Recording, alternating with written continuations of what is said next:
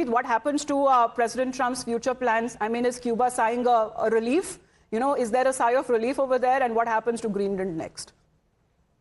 Look, I think Greenland and Cuba are in fact in greater trouble now, because there is no way that you can pass this off as a success.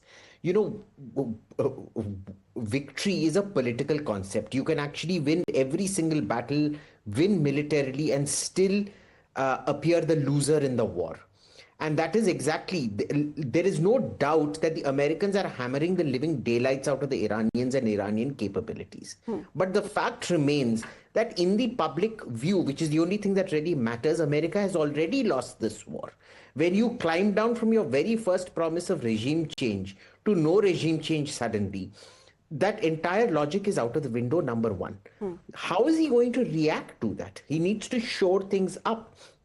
I suspect he will see Cuba as an easy victory, or worse still, he will see Greenland as the easiest victory, because the Danish military is not going to they've got 94 troops stationed in Greenland.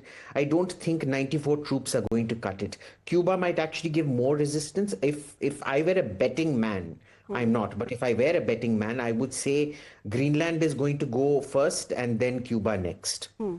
All right. But even as far as his today's address is concerned, though there were hints and possibilities, but over the certain climb down, President Trump has not so far mentioned about the possibility of boots on ground, as far as other leaders in his administration were, giving that kind of hints there.